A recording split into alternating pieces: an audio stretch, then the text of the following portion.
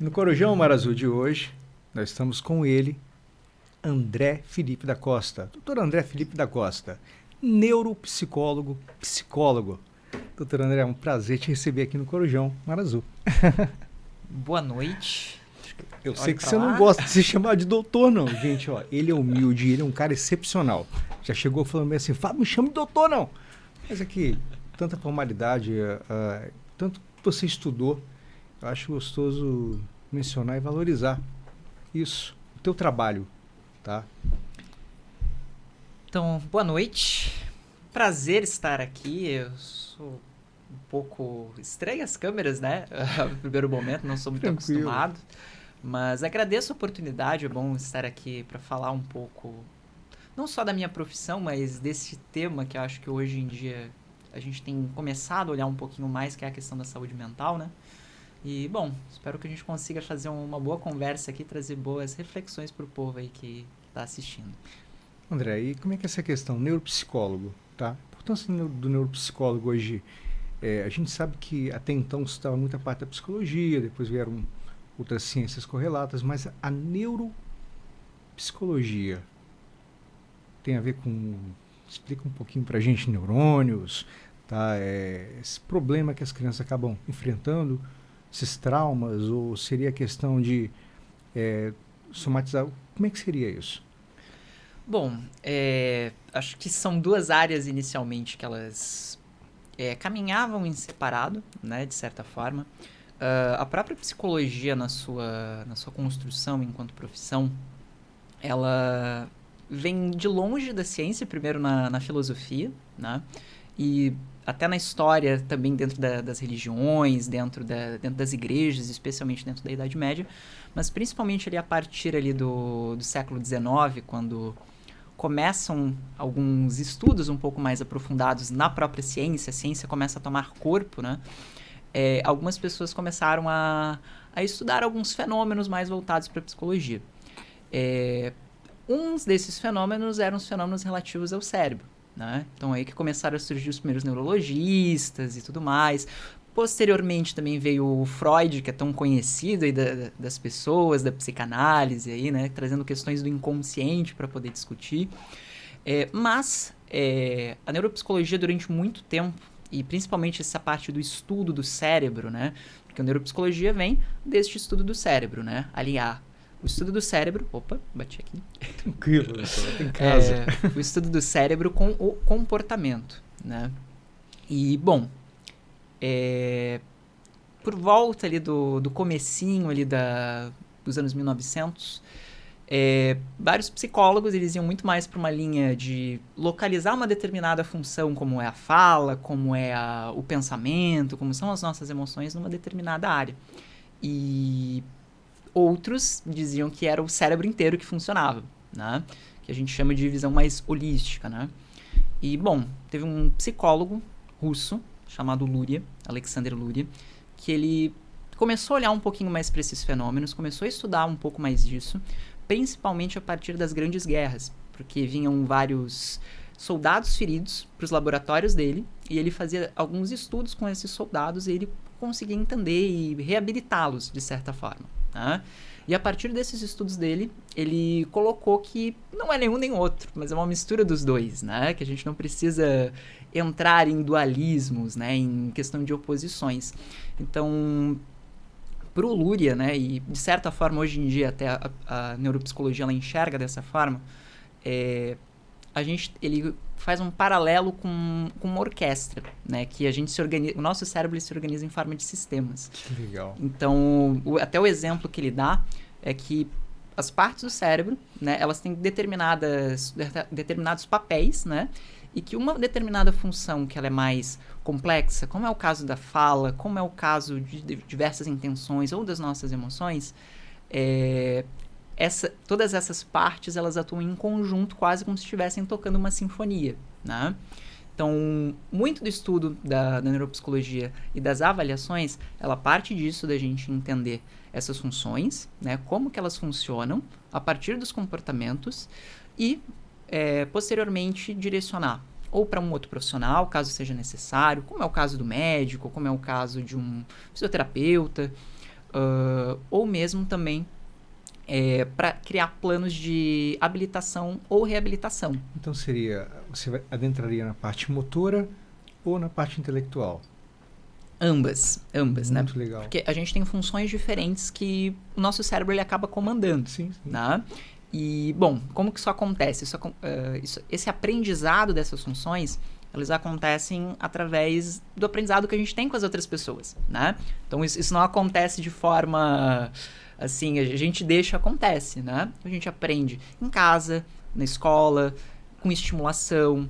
E, para algumas pessoas, o mesmo caminho vai funcionar. Para outros caminhos são necessários, né? Que aí a gente entra em casos, por exemplo, de neurodivergência, de TDAH, de autismo, que aí você precisa explorar caminhos diferentes para poder habilitar aquelas funções, né?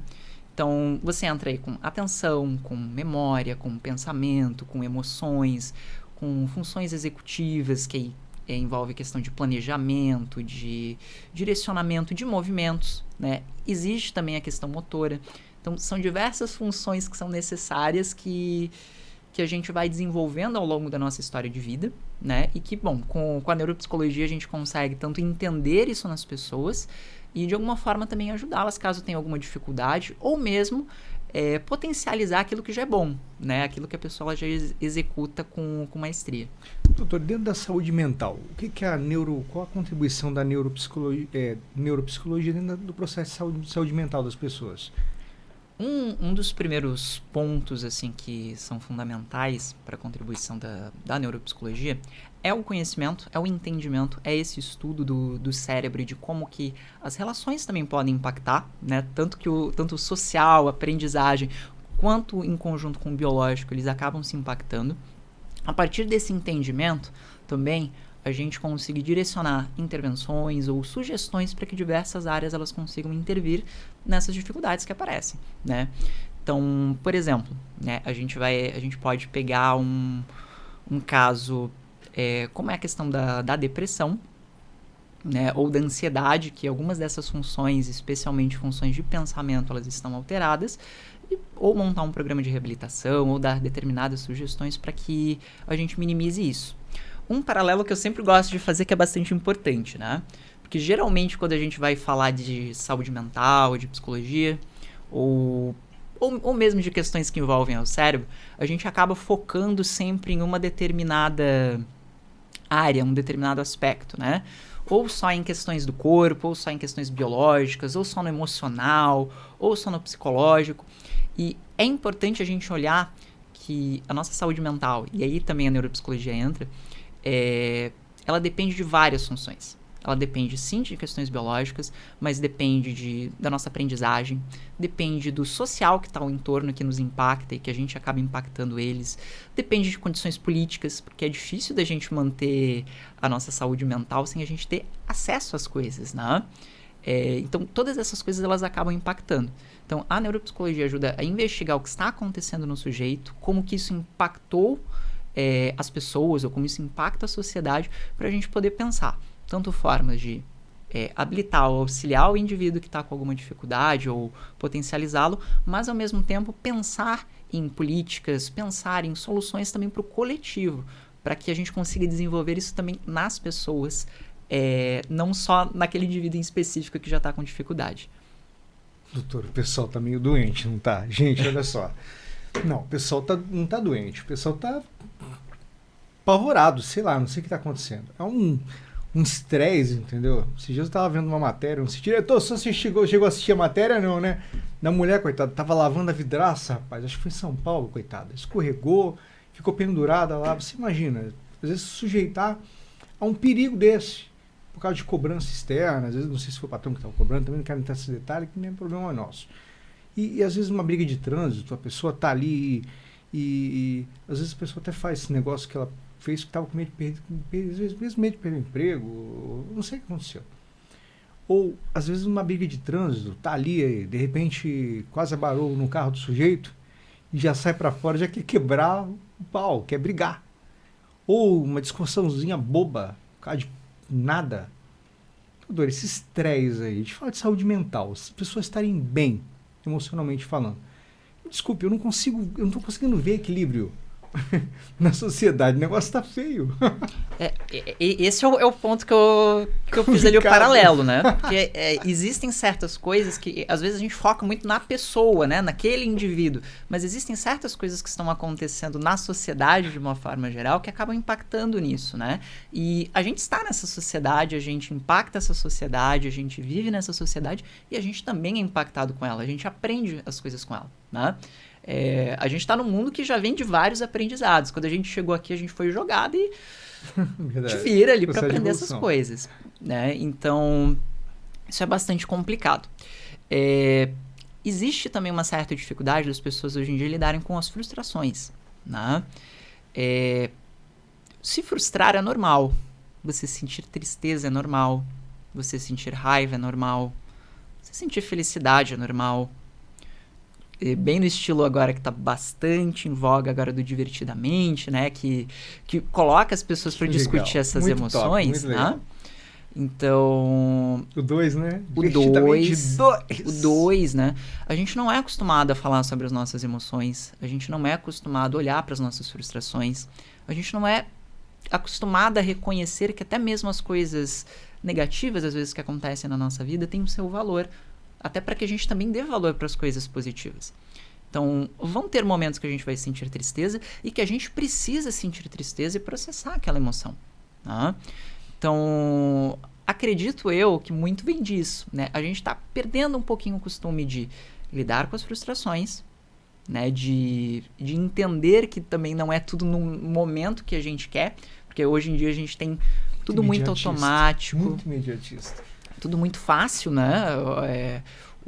A Netflix que a gente bota ali já tá a série inteira ali. A gente não tem que esperar de uma semana para outra, né? O negócio já tá ali do teu lado. Você manda uma mensagem no celular, você já sabe a resposta. Você não precisa esperar uma carta chegar para você. Isso é bom? Isso é ruim? Talvez em algum aspecto pode ser que seja ruim, mas principalmente é diferente do que a gente tinha antes. E isso certamente exerce impacto na forma com a qual a gente vive nos tempos atuais. Eu não preciso pagar agora, né? Posso pagar depois. Quero comprar alguma coisa, eu vou lá e compro. Depois eu pago. Sim. Entendeu? Quero comer alguma coisa, vou ao supermercado. É ali. Os supermercados hoje estão encostados na porta de casa. Antigamente, André, eu tinha que andar, minha mãe chegava e falava bem assim, olha só, tem que ir lá na venda comprar um negócio pra mamãe. Eu falava assim, venda, mamãe? Tá. Era à noite, no caso, às vezes umas 7 horas da noite. E tô indo...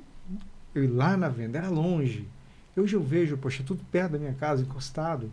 Ou se você não quer comprar, você liga para você liga para alguém, ele bota lá no aplicativo de comida e a coisa vem na tua porta. É tudo muito rápido. Informação, tudo. Teu celular tá ali. Fax, peguei a fase do fax. Hoje nem existe mais isso, entendeu? Existem museus aí, eu nem sei mais quem tem. Mas são coisas que é o que você falou. Imediatismo, querer muito na hora. E aí é que vem muito desses sintomas que às vezes a gente acaba percebendo nas pessoas e que às vezes acaba entrando na via ansiedade patológica, como é a questão da ansiedade, né? Se você fica um dia sem internet, né? Já começa a bater, meu Deus, a resposta, não vou conseguir falar com a pessoa. Aí já começa a bater aquela falta de ar, aquela palpitação, e meu Deus, se a pessoa não te responde na hora, às vezes, já começa a te bater aquela palpitação, ansiedade, se você não sabe a resposta da prova que você fez lá, já começa a te bater. A gente perdeu um pouquinho esse hábito de espera. Isso tem um aspecto bom, que significa que como sociedade a gente tem algumas evoluções de acesso às coisas, mas ao mesmo tempo exerce esse impacto que a gente ainda não aprendeu a lidar com isso. E que essas trocas, né, essas mudanças, elas estão muito mais rápidas, né? Ali por volta ali da Revolução Industrial para cá, o tanto de avanço, o tanto de mudança rápida, intensa, e que agora com a internet, com outras tecnologias já do celular, dos computadores e outras coisas, inteligência artificial agora, tende a acelerar as coisas muito mais, e o que é preocupante é que a gente vai dar conta de conseguir acompanhar isso? Acho que não. Não sei. É difícil, né? Não sei. Então, esse olhar que às vezes a gente precisa ter pra gente conseguir trilhar um caminho, pra gente conseguir lidar com esse tanto de informação, com esse tanto de coisa que tá acontecendo ao mesmo tempo. Você trouxe um pensamento muito interessante, colocação sua perfeita. Quando você fala da Revolução Industrial, eu lembro aqui do Charles Chaplin, Tempos Modernos. E tá lá, o aperta, aperta. Olha o impacto motor da pessoa. Praticar exercícios repetitivos. O impacto mental. A mente automaticamente mandar aquela ordem. Faz, faz, faz. Mas eu tenho que fazer para quê? Eu já acabou meu trabalho, eu já saí da empresa, estou aqui fora. Continua apertando o parafuso. Não pare, não pare. É complicado você entender o que é o off. Quando a gente está numa carga tão fechada de informações, mostrando um caminho para você, como é que você vai falar o off? Pare. Se nós estamos tão ligados no on. Difícil, né? Difícil de falar esse pare. Para um psicólogo. É até interessante um pouco dessa tua fala que você trouxe, Fábio. Eu trabalho com uma abordagem, com uma linha da psicologia, que é a psicologia histórico-cultural, e alguns dos psicólogos dessa abordagem, como é o caso do Vygotsky, como é o caso do próprio Luria, que eu citei antes, como é o caso do Elkonin, do Leontiev, que são alguns dos principais expoentes dessa linha, desses autores, eles trazem muito a importância da atividade do sujeito para o desenvolvimento dele, para a personalidade, para a sua saúde, para ser quem você é, né? Para a sua identidade. E muito daquilo que você faz exerce impacto naquilo que você desenvolve para você, né? Então você muda o mundo e você se modifica a partir daquilo. Isso na infância tem algumas atividades, na adolescência existem outras atividades, na fase adulta existem outras atividades. E aí tem a questão do trabalho. O trabalho é a principal atividade do adulto, né? Então, a forma com a qual a gente acaba lidando com o nosso trabalho, na adolescência, a forma com a qual a gente acaba lidando com os nossos pares que a gente relaciona e com essa transição, essa mudança de infância para a idade adulta. Como que isso mexe com o sujeito? Isso nos últimos anos vem mudando, porque vem mudando o tipo de forma de trabalho, vem mudando o tipo de forma de relação que a gente estabelece com as pessoas. Então é tudo muito intenso, né? E a gente tinha ferramentas, jeitos de lidar com isso antes. Hoje em dia a gente tem jeitos diferentes. Então esse é um processo que a gente está passando enquanto sociedade, né? Acredito eu, espero eu que a gente consiga desenvolver ferramentas diferentes para lidar com isso, mas a transição, ela é sempre muito difícil, ela é sempre complicada. E aí vai depender da forma com a qual a gente vai passar por isso. Fora a resistência também, né, doutor André? Que as pessoas têm em relação a procurar um profissional, a sentar e falar assim, ei, pera um pouquinho, eu preciso ver o que está acontecendo comigo. Estou no on direto, tá? Tem que parar um pouco. Esse freio emocional. Quem tem mais resistência, homens ou mulheres? Honestamente, tá? Eu não vou entrar em dados científicos para isso. Mas, honestamente, dentro dentro da minha linha, eu não vejo que isso é uma questão de gênero, tá? E qualquer determinação dessa, ela é uma determinação social. Entendo. Social e já tendenciosa Entendi. de várias coisas que a gente já vem carregando, como a questão do machismo, por exemplo, né? De dizer que um lado é um pouco mais histérico que o outro. E óbvio que sim, existem as suas diferenças ali, mas eu não vejo que um lado seja mais do que o outro nessa questão em específico, né? Acho interessante, uma pergunta até um pouco, assim, bem pontuada, a gente fala essa questão, porque geralmente, assim, as mulheres são mais receptivas, o sexo feminino, ele entende, às vezes, a necessidade de tratar algumas, tipo a questão da mulher quando vira gestante, quando ela passa o processo de gestação e tal, ela vê que acaba mexendo na parte hormonal, e a mulher ela é mais sensível, ela entende. Eu conheço várias amigas minhas que fazem com psicólogos, e tem homens que eu conheço que ficam bem, são mais retraídos, falam, não sei o que tal. E às vezes eu vejo isso, que é o que o senhor falou, a questão do machismo seria, sim, ou a desinformação, entendeu? Eu acho assim, se a pessoa está doente, ela tem que se tratar, independente da opção sexual dela, da pessoa que ela é. Ruim é quando a pessoa não quer se tratar, vai continuar doente. Justo. Até um pouco um discurso clássico a respeito dessa questão, né? Por exemplo, o famoso homem não chora, né? Ridículo, né? Que isso já mostra que o homem ele não pode sentir. E a emoção, ela pertence à mulher e por sentir, às vezes a mulher é histérica e a gente volta lá para uma outra questão histórica lá, mais da psicanálise que talvez você vai saber falar melhor do que eu ainda, né, Fábio? Mas enfim, então é complicado isso. O que dá para te dizer é que por conta disso, por conta dessa herança histórica, né, é comum que seja mais difícil dos homens se soltarem, às vezes, no começo, ou de aceitarem isso do que as mulheres. Tanto que, geralmente, as mulheres acabam, muitas vezes, procurando muito mais do que os homens, né? Se cuidando mais, procurando mais apoio psicológico. É o que o senhor falou. Tá? A pessoa que acha que é só cuidar do corpo, me desculpe, tá cheio de corpo esculpido aí, meu querido, que tá com a mente que é um fato isso. Corpo lindo, mas a mente totalmente doente. Por quê? Porque a pessoa às vezes não quer tomar a iniciativa de procurar um psicólogo, profissionais da área, tá? Terapeutas, procurar mesmo se cuidar. Entender, eu tenho que me cuidar. Às vezes a gente fala de processo de saúde mental, são péssimos pais, automaticamente vão reproduzir isso, os filhos também vão ficar doentes. O doutor André tem experiência na parte educacional, tem experiência vasta em tantas áreas, e consequência vão ser filhos que vão reproduzir filhos doentes. Assim,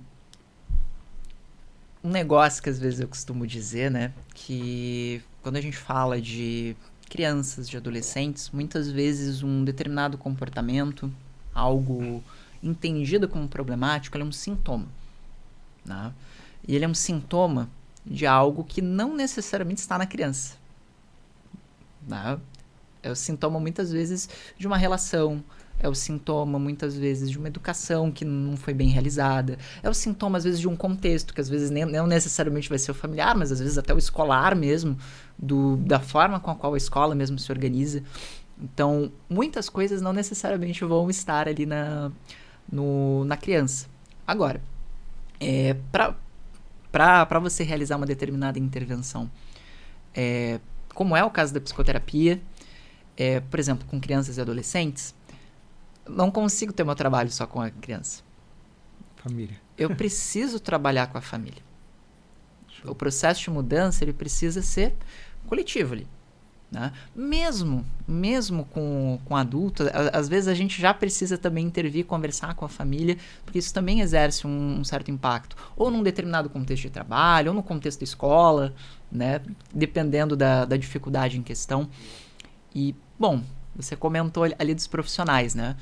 É importante também a gente ter esse olhar e esse cuidado com outros profissionais. Hoje em dia, dentro da saúde, graças a Deus as coisas estão mudando realmente, né? Se entende um modelo que a gente chama de interdisciplinar, outras entendem multidisciplinar, que é você pegar diferentes áreas para você olhar um determinado fenômeno de saúde, né? Porque quando a gente fala de saúde mental, como eu comentei antes, envolvem questões biológicas, envolvem questões políticas, envolvem questões sociais, envolvem questões do indivíduo, envolvem questões emocionais, envolvem questões diversas. Então você precisa ter profissionais diversos para ter um olhar desse, né? Dependendo do caso, como é o caso talvez de um corpo bonito, né? Da onde que vem esse corpo bonito, né? Como que foi esse corpo bonito? Né? Será que não existe também um processo psicológico, mas também um processo nutricional que você não precisa trabalhar? Um processo médico? Ou a gente acaba trabalhando muito também com a psiquiatria, com os neurologistas, justamente para poder discutir os casos, porque muito dos diagnósticos ainda eles são validados principalmente pelo profissional médico, né? A gente acaba tendo um olhar diferencial para auxiliar nesse processo de diagnóstico no caso de alguma dificuldade. Então, é importante a gente ter esse olhar plural, integral do sujeito para olhar a saúde dele como um todo. Doutora, a criança se encontra doente. Ela está Vamos falar um pouquinho dessa parte da criança, falamos um pouquinho sobre a questão do adulto, mencionamos as situações também, parte histórica que é importantíssima. Mas vamos lá. A criança está doente. Criança não tem tanta facilidade para poder se abrir com os outros. A gente sabe, entende que isso é um processo totalmente diferenciado. Tá. E aí? Como ter uma visão clínica, às vezes não só a nível de escola, mas a nível de convívio, tá? Vamos botar a esfera social, seja igreja, seja sociedade, Como olhar isso de uma forma diferente? Que a criança não está só, ela às vezes pode conviver em uma academia, tem um professor ali olhando, observando ela, tem a parte educacional, às vezes tem alguma coisa que ela faz, ou amigos próximos. Como olhar para uma criança e ver realmente, olha, ela precisa de um auxílio? Será que a gente, para não se tornar intrometido, entendeu? E não ser mal interpretado? No caso de crianças,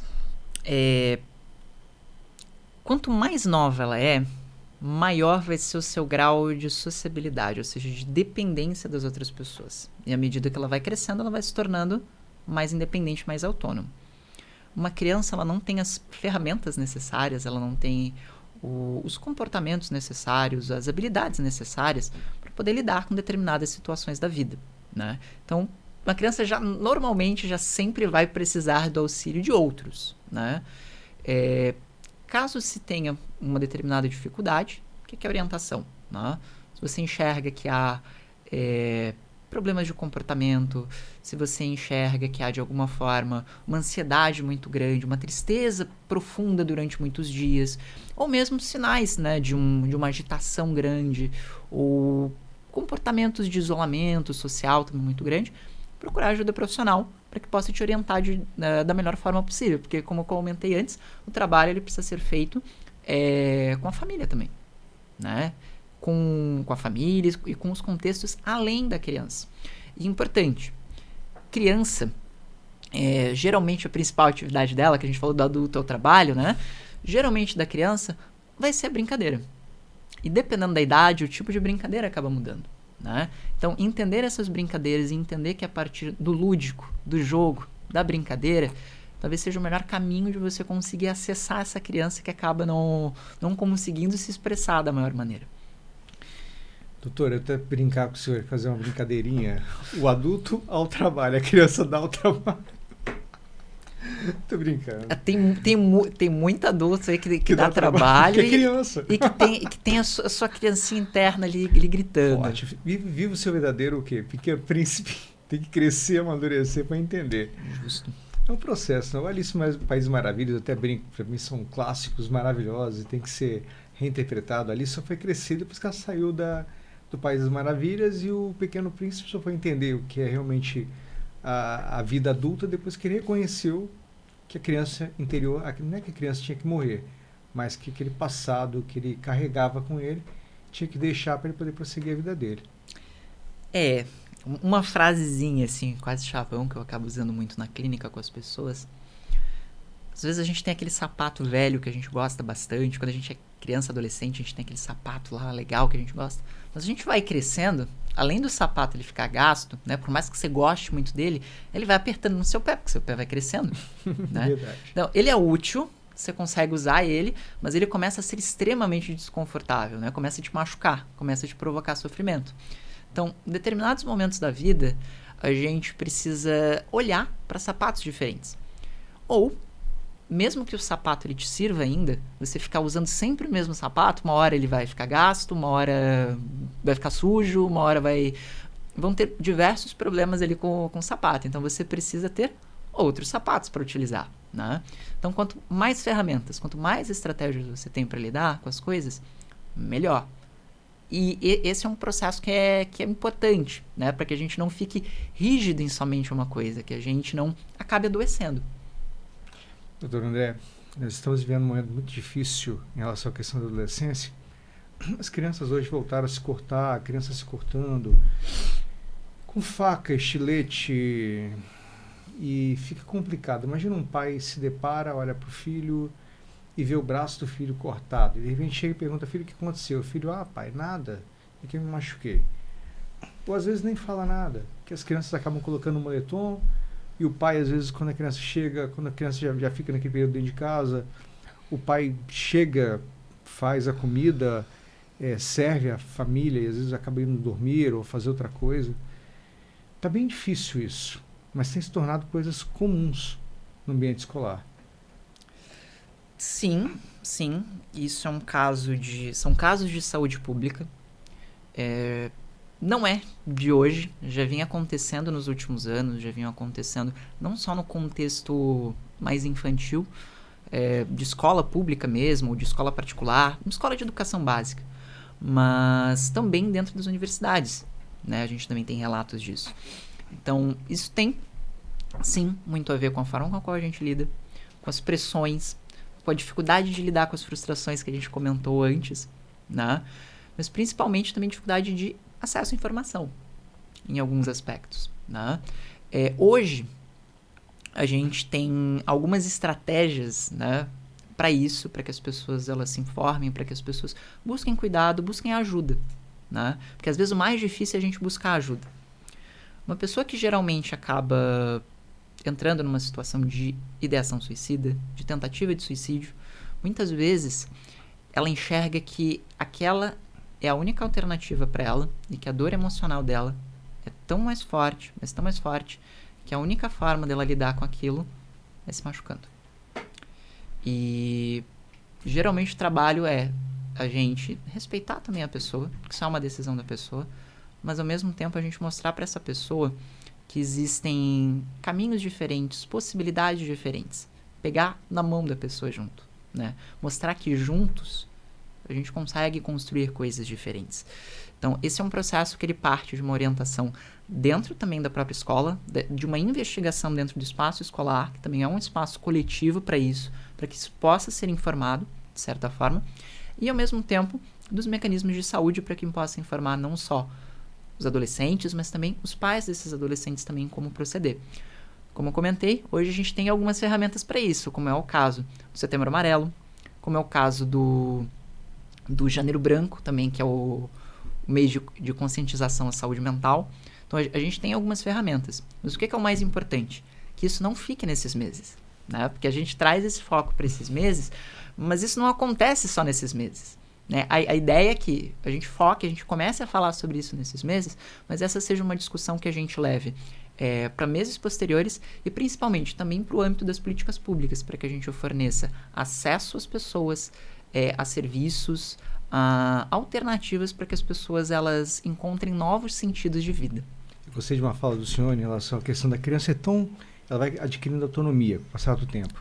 Isso. E automaticamente a gente fala de autonomia física, mas a dependência emocional parece que ainda carrega, dependendo do grau de envolvimento. A gente fala da questão de toxicidade em relação à questão de pais, criações atípicas, tá? Às vezes você até mesmo frear teu filho em relação aos desejos pessoais que ele tem. E é muito complicado esse processo de criação. Criar uma criança, a tua imagem, a tua semelhança, criar uma criança como você acha que é o certo, tá? Ou realmente nortear o caminho para ela, orientar, como o senhor mesmo disse. É gostoso os pais reverem um pouco esse conceito. O que eu sou? Um orientador? Um punidor?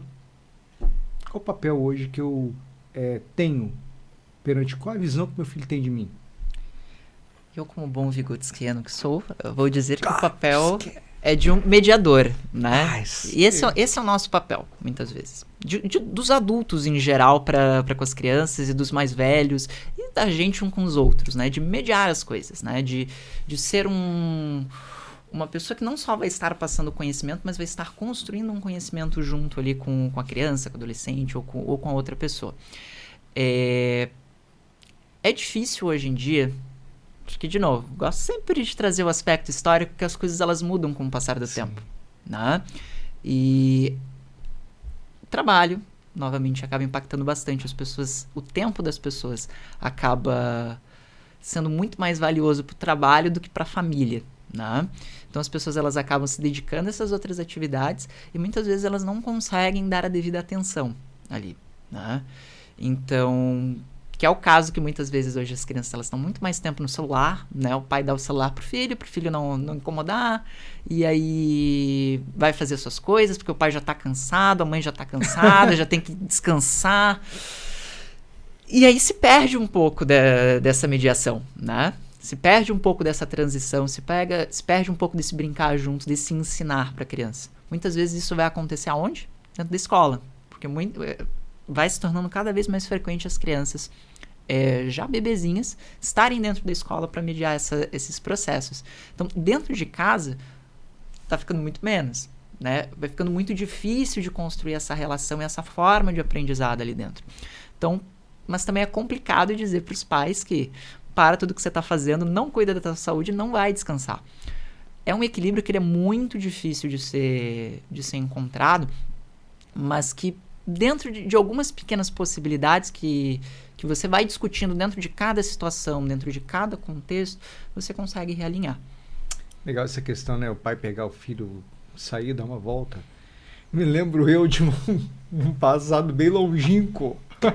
Tô brincando aqui de Star Wars. O meu pai, uma vez, chegou, de tanto eu pegar no pé dele, ele falou assim: pai, o senhor nunca me levou para soltar uma pipa? Nunca não sei o quê. Meu pai me leva, André. E simplesmente solta o carretel de linha, 120 metros na época, e deixou lá. A pipa ficou, e meu pai do lado olhando pro relógio. De repente meu pai me recolheu a pipa, tá bom? Olhei assim, já tava mais de noite, falei, tá, pai, obrigado. Mas tá bom, ele fez, ele foi. E é tão legal isso, às vezes dá uma volta, levar teu filho na praia para passear, jogar uma bola com ele, brincar, fazer uma coisa diferente, tirar um tempo para a família. Não tá faltando um pouco das pessoas despertarem também sobre essa questão? Nós somos referências, né? Você também é professor, Fábio, então você sabe que a gente é referência às vezes para os alunos ali, né? Então, em casa, os pais eles também são referência. São modelos, né? Coisas as quais, por exemplo, uma criança ela pega para poder imitar. Identidade. Dentro das suas brincadeiras. Então, assim, é importante que isso tenha. Né? Mas, óbvio, a gente também tem que olhar também pro lado desse adulto, que hoje em dia o mundo ele não é fácil. Ele não é fácil, porque você vai trabalhar 8 horas, você passa mais 2, 3 horas no trânsito, você chega cansado, e tem que brincar com o filho. Desculpa cortar o senhor um pouquinho, só para fazer uma alusão a uma frase. Me deram uma escola, meu filho estudou quando era lá no prézinho dele, até hoje eu guardo o papel. E o papel, ele é tremendo, ele é ótimo, entendeu? O problema é que toda vez que eu olho o papel, eu leio e falo, caramba, pai, eu serei tudo aquilo que você quer que eu seja. Olha, doutor André, quando eu olho para aquela frase, eu lembro do meu filho. Aí eu falo, caramba, será que eu estou procurando ser uma identidade para ele ser do jeito que eu quero que ele seja? Será que eu tenho que impor que ele seja alguém que eu queira? Impor nunca me pareceu o melhor caminho. Você imagina a frasezinha lá. Aí eu pego, interpreto e falo... Mas assim, um modelo e uma referência, ela é sempre importante. Porque, de novo, os aprendizados eles não acontecem no vácuo. Né? Eles precisam de pessoas para poder ensinar. Agora, as decisões, à medida que a pessoa ela vai amadurecendo, à medida que ela vai crescendo, vai passando a ser da própria pessoa. Se ela vai continuar com aquilo, né, com aquele sapatinho, ou se ela vai adotar outros sapatos. Então, enfim, como eu estava colocando ali, é difícil também para uma vida adulta, que hoje em dia também é muito sofrida, de trabalho, assim como também para criança, mas é responsabilidade dos pais. Isso está previsto em Constituição Federal, inclusive, né? Que a responsabilidade, o Estado tem certas responsabilidades, a escola tem certas responsabilidades, e os pais têm suas responsabilidades. Então, isso geralmente é um alinhamento que precisa ser feito. Né? É algo que, dentro da clínica, no trabalho com os pais, é algo que a gente precisa fazer muito, né? De saber reconhecer as dificuldades, as limitações ali daquela família, mas ao mesmo tempo também de suprir as necessidades para aquela criança. Que sim, existe uma necessidade de carinho, de afeto, de atenção dos pais ali, e que é importante também para o desenvolvimento daquela criança. Diretor Emanuel, continuo com um sapatinho no pé, eu tiro ele. Perguntando pra ele, ó. Vai ser futuro psicólogo, então a gente tem que... Rapaz, não é fácil não, tá? A gente fala dessa parte de criação de filhos, de saúde mental. É muito difícil, às vezes a pessoa também... vamos analisar, né? Passados que estão batendo na porta aí com traumas também que não foram resolvidos. E às vezes os pais acabam achando que não tem tempo para poder cuidar de si próprio e os filhos acabam sofrendo também, é uma consequência muito difícil, tá? Mas eu acho que é algo que nós estamos buscando resolver. É o que o senhor falou, a sociedade se adapta, ela evolui. E as pessoas estão buscando, acho que as pessoas estão mais sensitivas a isso, a procurar auxílio de profissionais como o senhor para tentar resolver esses problemas pessoais. Sim, eu acho que existe hoje um movimento um pouco mais voltado para isso. há um entendimento maior a respeito da saúde mental, né? Acho que a pandemia ajudou a escancarar isso, né? Se é algo que a pandemia ajudou, de alguma forma... Eu tô doente! É escancarar isso, a olhar para isso, né? Porque o isolamento tirou uma das nossas principais características enquanto ser humano, que é o estar junto. Que é o estar junto com as outras pessoas, é esse social. E muitas vezes o fato da gente não estar junto com as outras pessoas, estar dentro de uma atividade, só dentro da nossa casa, sem sair... Com os filhos. Tendo que fazer os deveres, né? Teve pai que surtou, rapaz. Só separações. Pai que surtou, eu não quero mais. É bastante complicado, né? Mas assim, eu vejo que há um movimento maior das pessoas procurando mas teve famílias também que se fortaleceram, tá? Tiveram que aprender a conviver entre si, entendeu? Verdadeira selva de pedras e tava ali. E pronto. O sofrimento, né? A gente de alguma forma costuma colocar adoecimento igual a sofrimento, né? O adoecimento psíquico, doenças mentais de alguma forma, igual a sofrimento. E o sofrimento, ele faz parte da vida, né? A gente sofre, a gente fica triste. Sofrer é ruim, doutor. Diretor, sofrer é ruim, não é? É ruim, a gente não gosta, mas acontece. Acontece. Assim como às vezes tem os dias de chuva que a gente precisa sair de moto, que a gente não gosta, detesta sair de moto na chuva, mas acontece. Eu tô aproveitando que eu tô com um psicólogo aqui, vou aproveitar para me tratar também, gente, porque o negócio é sério. Eu era pequenininho, tá vendo? Eu tinha uns 9 anos de idade. Tinha uma menina que eu era apaixonado por ela. Que era apaixonado nada, amor platônico, eu nem sabia, eu não chegava perto da menina. Mas eu pegava até um binóculo, eu tive que fazer meu pai arrumar para mim, só para ficar olhando a menina se movimentando na empresa, tipo assim, na padaria, não tem? Eu ficava, olha lá, ela saiu da padaria, ela tá lá de fora. Olha, e eu fantasiava. Minha mãe chegava para mim e falava, você vai comprar pão. Aquilo para mim era uma loucura, era uma paixão, eu ia lá só para olhar. Se ela estivesse no caixa, era um paraíso para mim. Eu pegava o pão assim. E a gente vai criando expectativa. E o que o senhor falou, por isso que eu falei que sofrer é ruim, eu sofri muito. E no final, mas foi um sofrimento que ele passou. E quando a gente já começa a entender essa parte da psicologia, os sofrimentos passam. Quando você começa a se desvencilhar deles. Eles passam, a gente vai ficar triste, a gente vai ficar com raiva, a gente vai sentir as coisas. Mas como eu comentei antes lá do Divertidamente, é importante isso.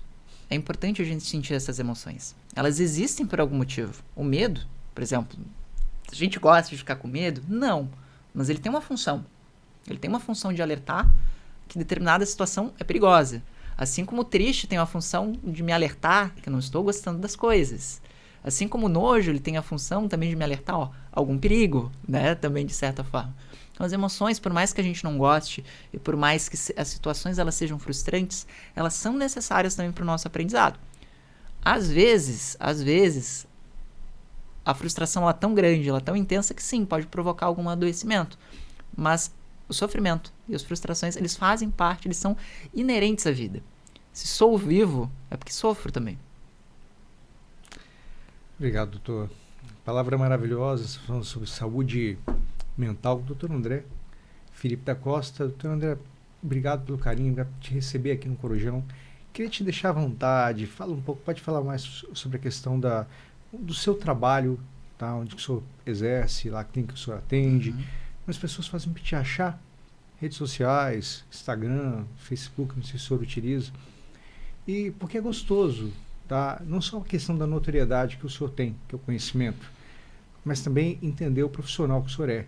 Para mim é uma alegria muito grande tê-lo aqui, tá? Pelo teu conhecimento, tua bagagem, experiência, tá bom? E principalmente pelo que o senhor passou de bonito, que o nosso diretor ficou todo feliz ali na hora que já falou assim, olha, eu tô com a camisa da psicologia, gostei.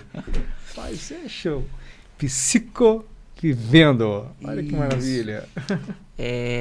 Eu que agradeço, Fábio, o convite. Acho que é legal falar um pouco sobre esse tema, né? Como eu disse, eu não sou muito avesso, assim, eu sou bastante avesso de aparecer nas redes, né? Tenho lá o meu Instagram, mas, enfim, é algo mais profissional mesmo do que para ficar aparecendo. Mas achei que foi uma experiência interessante. Eu trabalho com psicoterapia online, tá? E aí vocês podem me achar no Instagram com @psicólogo André Felipe. Ou também eu trabalho tanto com habilitação ou reabilitação e avaliação neuropsicológica na Clínica Psicovivendo, que é em Penha, por isso que eu tô aqui com a camiseta, né? Um abraço especial ao pessoal do Psicovivendo. Doutora Aline lá, Doutora muito Aline. competente também, bastante conhecida já em Penha aí. Então, que a gente tem um trabalho em conjunto lá, tanto para avaliação quanto para reabilitação. E, além disso, também trabalho em escola, trabalho com inclusão, tenho um projeto de xadrez, então... Mas, enfim, vocês podem... De xadrez, verdade, rapaz. Xadrez é algo interessante, algo que tem também Deus. muito a ver com psicologia, né? Enfim, o da clínica vocês podem achar no @Clínica Psicovivendo também no Instagram e conversarem lá com o pessoal também, que tem bastante coisa legal. Quer mandar as considerações finais? Quer mandar um abraço para alguém? Coraçãozinho, fica à vontade, doutor. Quero mandar um abraço pra minha mãe, quero mandar um abraço Coração, faz coração. Aí, diretor, foca os dois aí, ó. Coração! Ah, como é que é o nome da mamãe? Cristiane. Dona Cristiane, muito obrigado por ter liberado essa pessoa maravilhosa aqui, tá? Pra estar com a gente aqui no Corujão, ó. Coração pra você, mamãe. E só um recado final, gente. Estava nervoso também, psicólogo fica nervoso, psicólogo fica... A gente sente, a gente sofre, né? E é isso, às vezes é isso faz parte da vida. Assim como também tem o sofrimento, tem felicidade, a felicidade faz parte da vida. Então, espero que as pessoas que escutarem isso aqui, vocês consigam encontrar sempre novas formas de viver, novas possibilidades, porque um dia chove, o outro dá sol, o outro dá sol, o outro chove. E assim é a vida, assim a gente vive, e tudo isso é muito importante. Então, André, muito obrigado, tá? De coração. A mãozinha aqui, essa mãozinha maravilhosa, assim, se curando.